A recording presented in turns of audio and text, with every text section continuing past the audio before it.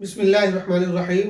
हज़रत अबू हुरैरा रज़ियल्लाहु ताला अन्हु से रिवायत है, फरमाते हैं कि रसूलुल्लाह सल्लल्लाहु अलैहि वसल्लम ने इरशाद फरमाया, एक मोमिन को उसके आमाल और उसकी नेकियों में से उसकी मौत के बाद भी जो चीज़ें पहुँचती हैं, जिनका फ़ायदा उसको मिलता है, उनमें वो इल्म है जो वो अपनी ज़िंदगी में किसी को सिखा कर चला गया, जिस इल्म की वो इशाअत करके चला गया, जिस इल्म को वो फैला कर चला गया। नेक औलाद है जो वो अपने पीछे छोड़कर गया, या कोई कुरान और मुसहफ है जो वो किसी को देकर चला गया, या अपनी औलाद को वारिस बनाकर चला गया, या कोई मस्जिद है जो उसने अपनी ज़िंदगी में तामीर करवा दी, या कोई ऐसा घर है जो उसने मुसाफिरों के लिए और दूसरे ज़रूरतमंदों के लिए बना दिया, यानी कोई सराय वगैरह, या कोई नहर है जो उसने जारी करवा दी, नहर खुदवा दी, कुआं खुदवा दिया, या कोई ऐसा सदका है जो उसने अपनी सेहत में और अपनी ज़िंदगी में अपने माल में से किया था और उसकी मौत के बाद भी उसका फैज़ उसको मिलता रहे। ये हदीस हमें एक रास्ता दिखाती है, एक रहनुमाई देती है और ऐसी चीज़ें हमारे सामने पेश करती है जो हमारे बहुत काम आने वाली हैं। दरअसल मसला ये है कि हम इस ज़िंदगी में बहुत मरतबा नेकियां करना चाहते हैं और चाहते हैं कि नेकियों का बहुत ज़ख़ीरा इकट्ठा कर लें, लेकिन अपनी गफलत की वजह से, कोताही की वजह से, लापरवाही की वजह से हम बहुत मरतबा नेकियां नहीं कर पाते और जिस तरह हमें नेकियों का ज़ख़ीरा इकट्ठा करना चाहिए उसमें बहुत कमी रह जाती है। सवाल ये कि क्या इस कमी की कोई तलाफ़ी है, कोई ऐसी सूरत है कि हम जब दुनिया से चले जाएं उसके बाद भी हम नेकियां अंजाम देते रहें? जाहिर बात है, आम जवाब तो यही है कि मरने के बाद इंसान के अमल का सिलसिला ख़त्म हो जाता है। अमल का जो मौका है, अमल की जो मोहलत है, वो इसी ज़िंदगी में है। जैसे ही आपका इंतकाल होता है, आपकी सांस बंद होती है, आपकी रूह निकलती है, आपके अमल का सिलसिला बंद। उसके बाद ना आप नमाज पढ़ सकते हैं, न रोज़ा रख सकते हैं, न कोई तस्बीह और कोई इस तरह की चीज़ कर सकते हैं। फिर आखिर मरने के बाद जब हमें ये एहसास होगा कि हमारे नामा अमाल में तो बहुत कमी रह गई है, तो हम अपने नामा अमाल में नेकियों का इजाफा कैसे करवाएं? क्या इसका कोई तरीका है कि मरने के बाद भी हमारे नामा अमाल में नेकियां लिखी जाती रहें? जी हाँ, ये हदीस हमें वही तरीका बताती है। इस हदीस में रसूलुल्लाह सल्लल्लाहु अलैहि वसल्लम ने मिसाल देकर कुछ ऐसी चीज़ें बताई हैं जो हम अपनी ज़िंदगी में करके अगर चले जाएं तो उनका फ़ायदा और उनका फैज़ हमें मरने के बाद भी पहुंचता रहता है और हमारे नामा अमाल में मरने के बाद भी नेकियां लिखी जाती रहती हैं। यानी उस वक्त नेकियां लिखी जाती हैं जब हमें नेकियों की बेइंतहा ज़रूरत होती है और हमारे पास नेकियां करने का मौका नहीं होता है।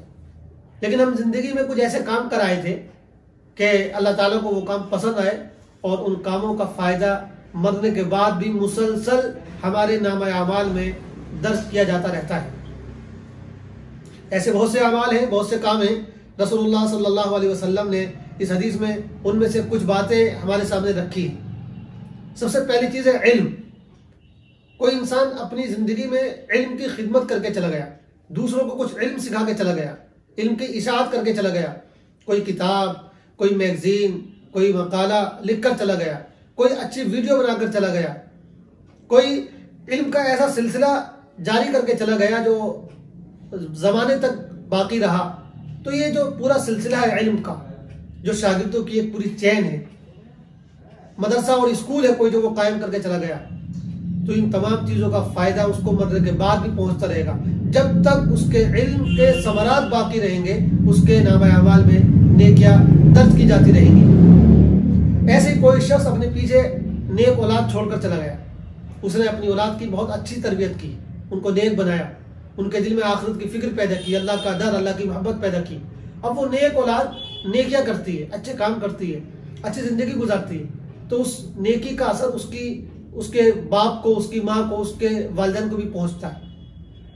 तो ये तो हमारे पास ऑप्शन है कि हम अपने बच्चों की अच्छी तरबियत करें, उनको नेक बनाने की कोशिश करें, ताकि वो जो नेकियां अपनी ज़िंदगी में करें, हमारे मरने के बाद उनकी नेकियों में से भी हमारे नामा अमाल में हिस्सा मिलता रहे।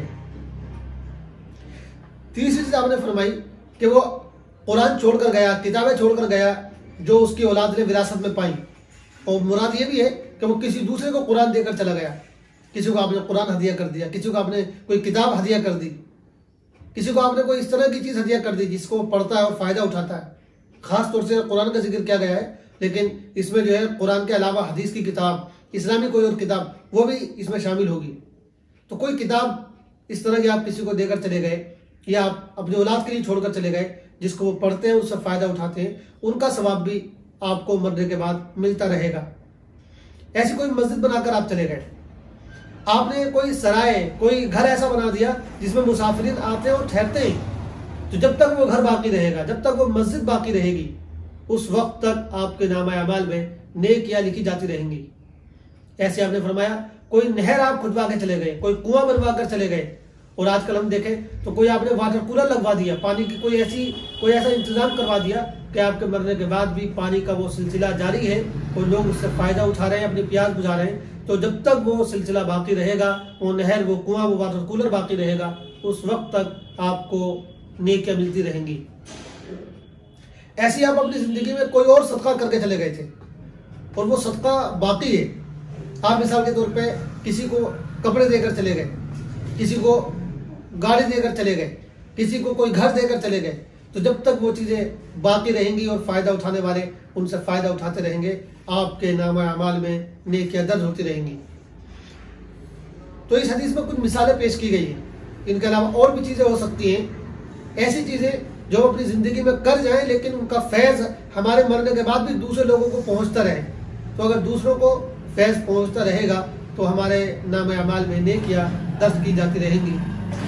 तो हमें कोशिश करनी चाहिए कि जब मरने के बाद हमारे लिए अमल करने का सिलसिला और अमल करने की मोहलत ख़त्म हो जाए, तो उससे पहले हम कुछ ऐसे काम कर जाएं कि मरने के बाद भी उसका फ़ायदा हमें मिलता रहे। अल्लाह ताला हम सबको अमल करने की तौफीक अता फरमाए।